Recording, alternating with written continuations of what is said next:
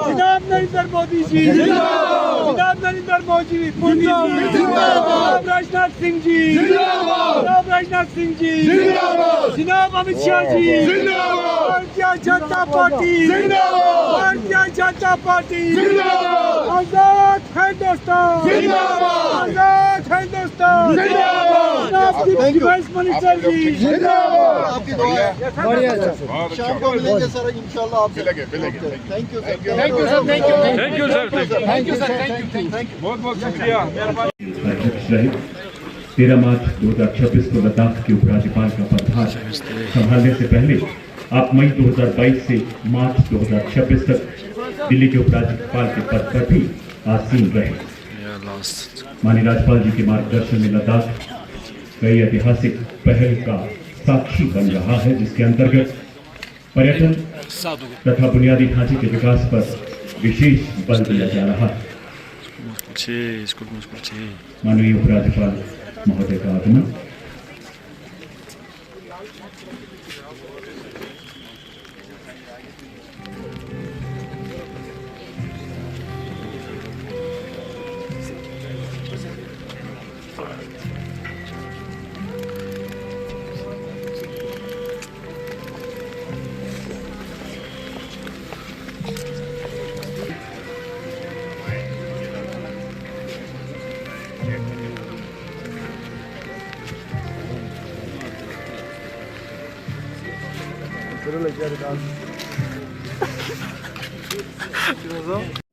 का आगमन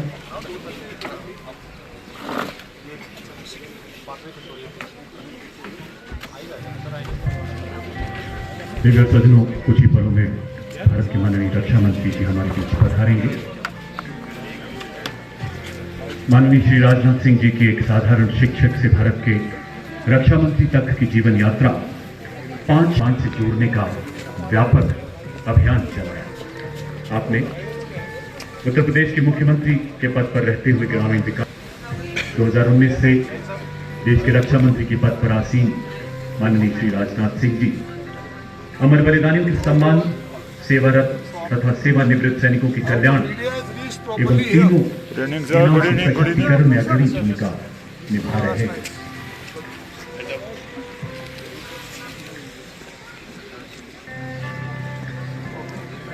कुछ ही पलों में हमारे आज के समारोह के मुख्य अतिथि भारत के माननीय रक्षा मंत्री जी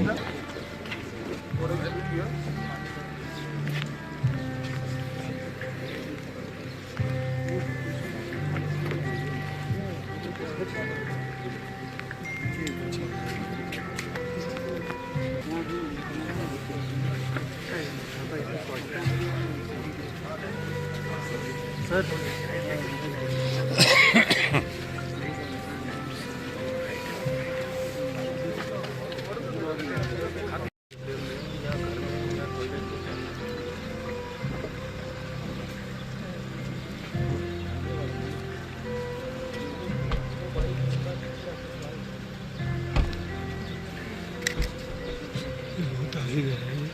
नहीं मिलेगा, कोई नजर नहीं आता। वही मीडिया है जो हाथ नीचे करना, हाथ नीचे करो।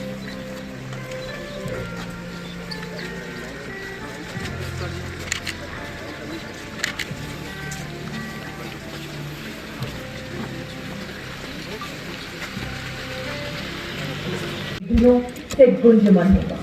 आज इस गौरवपूर्ण विज्ञापन और हौलदार शरण दौड़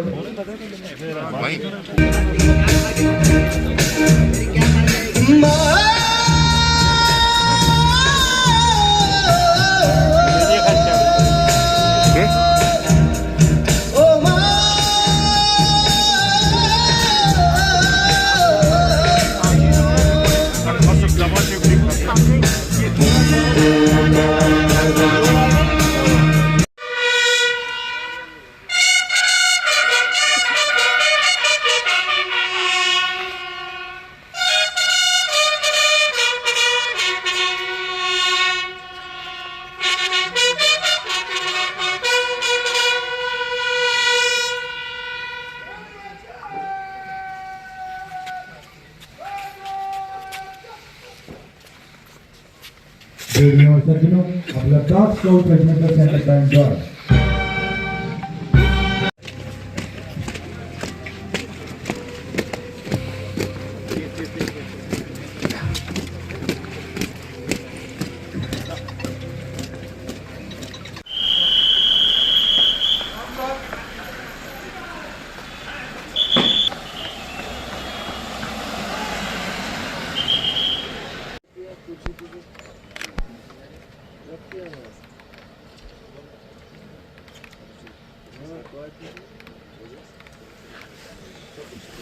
देखो मैं ये लो देता हूँ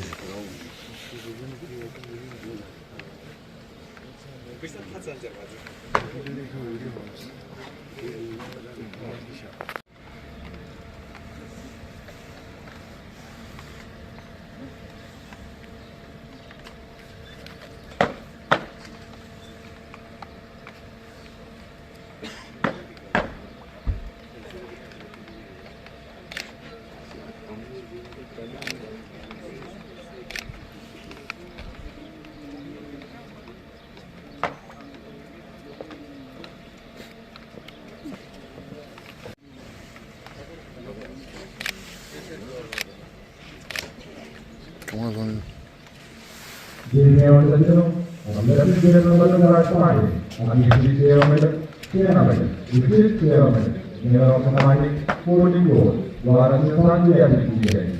आप सभी लोगों ने इसी तरह आप अपने अपने स्थान पर बैठे रहें।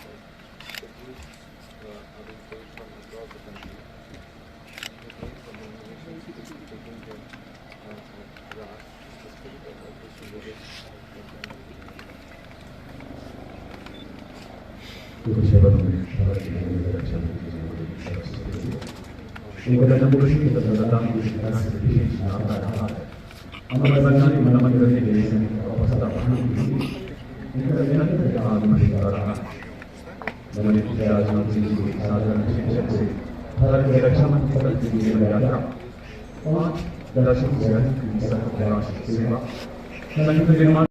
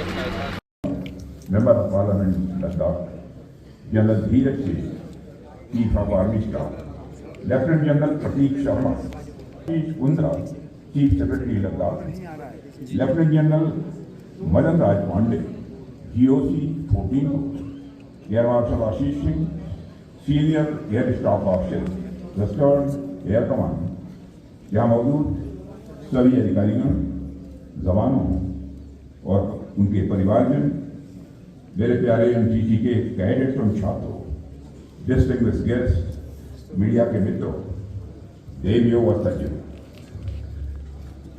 सर्वप्रथम मैं कारगिल दिवस के अवसर पर भारत माता के उन जाबाज सपूतों को नमन करता हूं जो मातृभूमि की रक्षा के लिए अपने प्राणों की आहुति देने में पीछे नहीं हटे। मैं ऑपरेशन विजय की सफलता के 26 वर्ष पूरे होने पर समस्त देशवासियों को भी हार्दिक बधाई देता हूं। साथियों, कारगिल भारत माता के मुकुट में जुड़े हुए किसी हीरे के समान, और आज रात में कारगिल की इस वीर भूमि पर आप सभी सैनिकों के बीच उपस्थित होकर मैं जिस गर्व की अनुभूति कर रहा हूं उसे मैं शब्दों में बयान नहीं कर सकता हूं। साथियों, जो तिरंगा आज इस मेमोरियल पर इतनी शान के साथ लहरा रहा है, इसकी आन बान और शान की एक बहुत बड़ी कीमत है। आज से ठीक 27 वर्ष पहले 1999 की जुलाई में हमारी मातृभूमि पर कायरतापूर्ण और कुटिल हमला हुआ था। पाकिस्तान ने अपनी सेना के घुसपैठियों के माध्यम से छल बल और धोखे का सहारा लेते हुए हमारी चोटियों पर कब्जा कर लिया था। ये वो चोटियां थी जो सर्दियों में खाली रहती थी, और दुश्मन ने उसी संधिकाल का फायदा उठाया। लेकिन दुश्मन हमारी सेना के शौर्य और संकल्प की ऊंचाई को भांपने में चूक गया। हमारे जवानों ने सिर्फ पहाड़ की ऊंचाइयों को ही नहीं, बल्कि मानवीय सीमाओं की हर परिभाषा को भी पार करके दिखाया सारी दुनिया को। कारगिल युद्ध केवल भारत की सैन्य और कूटनीतिक विजय नहीं थी मित्रों, वह एक ऐसा क्षण था जब पूरी दुनिया ने भारतीय सैनिकों का अदम्य साहस देखा, उनका शौर्य देखा। कारगिल युद्ध के समय भारतीय जवानों की वीरता का ऐसा एक इतिहास रचा था जो हर भारतवासी के लिए गर्व का विषय है। भारतीय सैनिकों के अध्यक्ष सेक्रेटरी और यूएसए में भारत के एम्बेसडर रहे नरेश चंद्रा जी से यूएस आर्म फोर्सेस के जनरल ने कहा था कि यूनाइटेड स्टेट्स मैरिन्स भी शायद वह नहीं कर पाते जो भारत के जवानों ने कारगिल में करके दिखाया। उस जनरल ने कहा था, गोलियों के बौछार के बीच पहाड़ पर चढ़ते जाना, अपने सामने अपने साथियों को शहीद होते हुए देखना, फिर भी बिना रुके शिखर पर पहुंचकर दुश्मन से आमने सामने की लड़ाई लड़ना, एक ऐसा असाधारण शौर्य केवल भारतीय सैनिक ही दिखा सकता है। कारगिल में भारतीय जवानों ने क्या कर दिखाया था। साथियों, आप जानते हैं 18,000 से 20,000 फीट की ऊंचाई, जहां तापमान रात को -40 डिग्री सेल्सियस तक गिर जाता है, जहां ऑक्सीजन की भारी कमी हो, जहां साधारण इंसान का जीवित रहना ही अपने आप में एक चुनौती है, और उसके ऊपर एक और चुनौती थी स्ट्रेटेजिक डिसएडवांटेज, यानी दुश्मन ऊपर और बंकरों में सुरक्षित बैठा हुआ था और हमारे जवानों को सीधी खड़ी चढ़ाई चढ़कर उनकी गोलियों की बौछार का सामना करते हुए नीचे से ऊपर की ओर उन्हें आक्रमण करना था। मिलिट्री साइंस की हर किताब में यह एक असंभव सा ऑपरेशन था, लेकिन हमारे जवानों के शौर्य के सामने हर किताबी ज्ञान छोटा पड़ गया। साथियों, और हमारी इस विजय का मूल्य हमारे 500 से अधिक वीर सपूत ने अपना अनमोल जीवन देकर चुकाया है। मुझे उनकी संख्या उसमें 546 मुझे अच्छे से याद है। कि उस दौर में जब हमारे बलिदानियों के पार्थिव शरीर तिरंगे में लिपटे हुए उनके गांव और शहरों में पहुंच रहे थे, तो उस समय जो करुणा और गौरव का मिला जुला भाव भरा था, वो कभी भुलाया नहीं भूला जा सकता। कोई नई नवेली दुल्हन थी जिसके हाथों की मेहंदी का रंग भी नहीं छूटा, लेकिन उसके माथे का सिंदूर धुल गया। कोई मां थी जो अपने लाल के लौटने की राह देखते देखते अपनी आंखों की ज्योति खो बैठी। किसी के बच्चे ने तो अपने पिता का चेहरा सिर्फ तस्वीरों में ही देखा था। उन बलिदानियों की उम्र 22 साल, 24 साल, 26 साल थी। उनकी पूरी जिंदगी उनके सामने पड़ी हुई थी। हजारों सपने आंखों में थे, लेकिन जब राष्ट्र ने पुकारा, उन्होंने बिना किसी हिचक के अपने सारे सपने, अपना पूरा भविष्य इस देश के हवाले कर दिया। उन्होंने व्यक्तिगत जीवन की उन सारी परेशानियों को दरकिनार करते हुए राष्ट्र के अस्तित्व को बचाने का पुरजोर प्रयास किया, क्योंकि उनके मन में यह भावना थी कि वो अपने नागरिकों के प्रत्यक्ष या अप्रत्यक्ष सहयोग की आवश्यकता हो, तो प्रत्येक भारतीय मानसिक रूप से, नैतिक रूप से और जरूरी ट्रेनिंग के साथ साथ राष्ट्र की रक्षा के लिए आगे आने को सदैव तैयार है। जिस तरह से हर सैनिक पहले एक भारतीय होता है, उसी तरह प्रत्येक भारतीय के भीतर भी एक सैनिक का साहस, एक सैनिक का अनुशासन और राष्ट्रभक्ति सदैव ये जीवित रहनी चाहिए।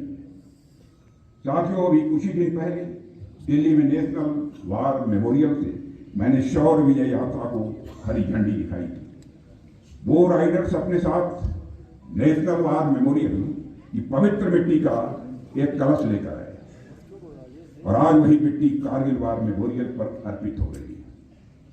मुझे लगा कि जब आप सभी राइडर्स इतनी लंबी बाइक रैली करके यहाँ कारगिल में आ सकते हैं, तो मैं भला इस अवसर पर यहाँ कैसे न आता।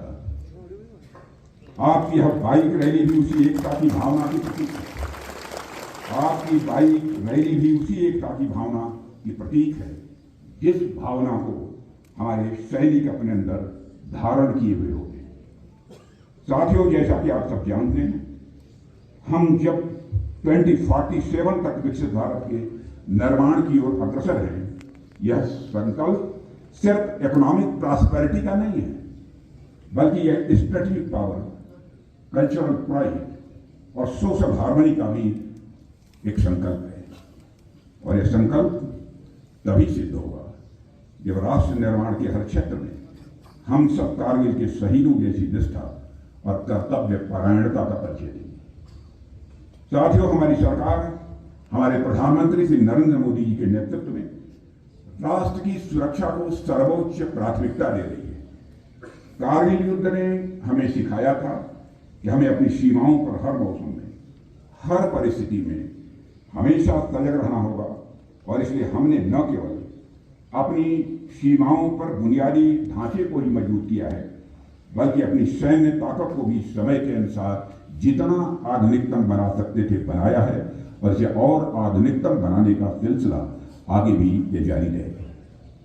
चाहे वह श्रद्धेय अटल बिहारी जी वाजपेयी के समय शुरू की गई स्ट्रेटेजिक रोड प्रोजेक्ट्स की बात, या आज सीमाओं पर बन रहे टनल्स और ब्रिजेस की, हमने हर वो काम किया है जो हमारे जवानों की ऑपरेशनल इफिशिएंसी को वो बढ़ा रहा है। आज हम न केवल जमीन पर बल्कि स्पेस और साइबर डोमेन में भी उतने ही सक्षम हैं।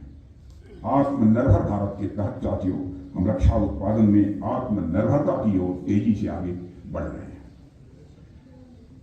साथियों, चूंकि मैं कारगिल में हूं, तो मुझे इसी संदर्भ में परमवीर चक्र विजेता लेफ्टिनेंट मनोज कुमार पांडे की पंक्तियां याद आ रही हैं। उन्होंने एक बार कहा था, अगर मौत मेरे पूरे कर्तव्य को पूरा करने से पहले आ गई, तो मैं कसम खाता हूं कि मैं मौत को ही मार दूंगा। यह बात अपने आप में दिखाता है कि हमारे सैनिक अपने कर्तव्य के सामने मौत को भी कुछ नहीं समझते।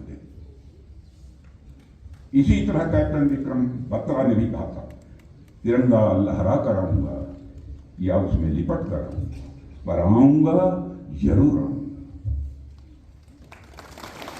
साथियों, लोग मुसीबतों से बचते हैं, परेशानियों से लोग भागते हैं, किसी भी खतरे से जल्द बाहर निकलना चाहते हैं, लेकिन कैप्टन विक्रम बत्रा ने एक चोटी पर कब्जा करने के बाद कहा था, ये दिल मांगे मोर, यानी रुक कर बैठ जाना हमारे जवानों की अब फितरत नहीं है। सारी दुनिया को समझ लेना चाहिए, हमारे पड़ोसी को भी समझ लेना चाहिए, और आज यही भावना हमारी रक्षा नीति में भी पूरी तरह से स्पष्ट रूप से दिखती है। जब हमारी सरकार बनी थी तो भारत 65 से लेकर 70% डिफेंस इक्विपमेंट्स इंपोर्ट करता था, लेकिन आज इसके ठीक विपरीत हम 65% डिफेंस इक्विपमेंट भारत में ही मैन्युफैक्चर कर रहे हैं। लेकिन साथियों, देश का रक्षा मंत्री होने के नाते मैं आप सबको आश्वस्त करना चाहता हूं, और प्रधानमंत्री जी का जैसा हमारा संकल्प है उस आधार पर भी आश्वस्त करना चाहता हूं, लेकिन हम यहीं रुकेंगे नहीं।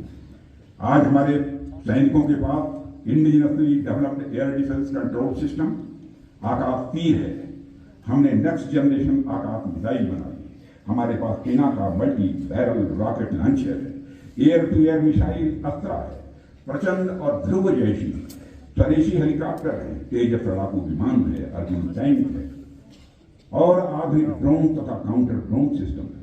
भारत का पहला स्वदेशी एयरक्राफ्ट कैरियर INS विक्रांत भी भारतीय नौसेना में शामिल हो गया है।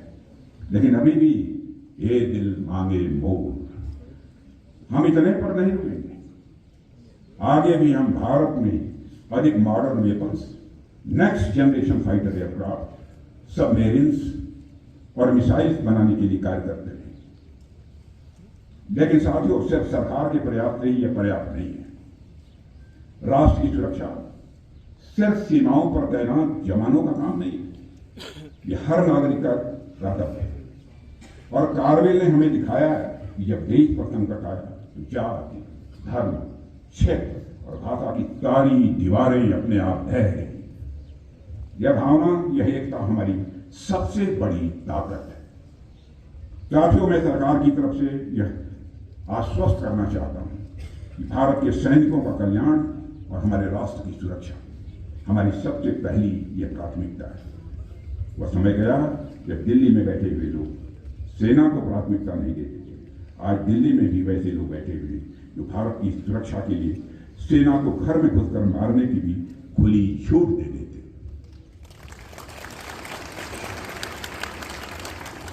ऐसा नहीं है कि हमारी सेना के पास पहले क्षमता नहीं थी, पहले भी थी।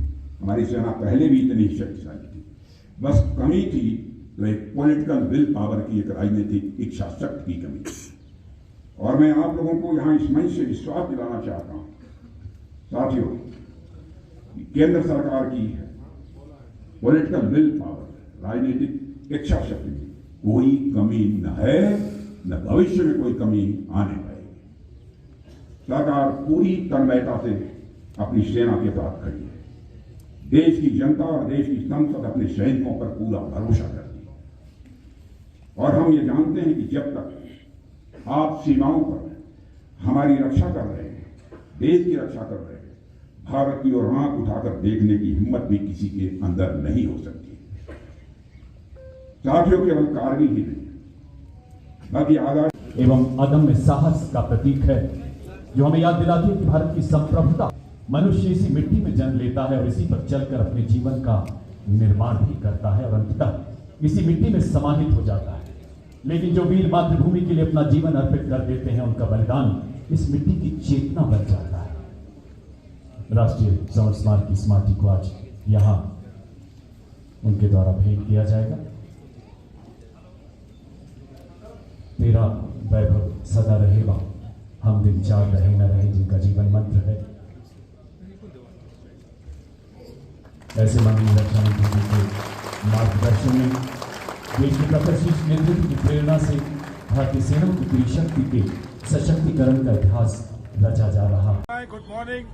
और कारगिल विजय दिवस के 27वें वर्षगांठ पर यहाँ मैं अपनी खुद की मौजूदगी से अपने अंदर एक किस्म का नई ऊर्जा, एक नया गर्व महसूस कर रहा हूँ।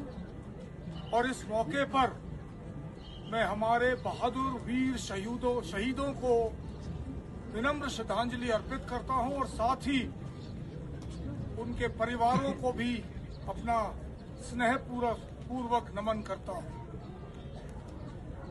इस मौके पर हमारे साथ यहाँ देश के माननीय रक्षा मंत्री और उनकी हमारे बीच ये मौजूदगी एक भारतीय सेना के लिए आने वाले समय के लिए एक बहुत ही महत्वपूर्ण प्रेरणा का स्रोत बनी रहेगी। आज यहाँ मैं आपके सामने इन वीरों को जब याद करता हूँ तो मुझे मेरे ही यूनिट के सैनिक द्वारा लिखी गई एक रचना याद आती है, जिसका मैं आपके सामने बयान करना चाहता हूँ। मरना सभी को है तुम भले मरे, मरना सभी को है तुम भले मरे, करके नमक हलाल लड़ते हुए गिरे, भूलोगे आप नहीं जो छिप गई शक्ल, सफेद ज़मीं पर नाम हुआ तुम्हारा अटल। तो ये रचना इन सब वीरों के लिए इतनी सही है कि मैं सिर्फ इतना ही कहना चाहता हूं कि भारतीय सेना का जो योद्धा है वो विश्व में किसी भी सेना के सैनिकों से इतना बढ़ चढ़कर है कि उसका मुकाबला भी नहीं किया जा सकता। और इस मौके पर मैं देश को अपनी तरफ से यकीन दिलाना चाहता हूं कि भारतीय थल सेना पूरे तरीके से देश की प्रगति में उनके साथ उनके साथ पूरी तरीके से देश के साथ हैं और आने वाले समय में देश के परचम को और भी ऊंचा लहराएंगे। जय हिंद और जय भारत।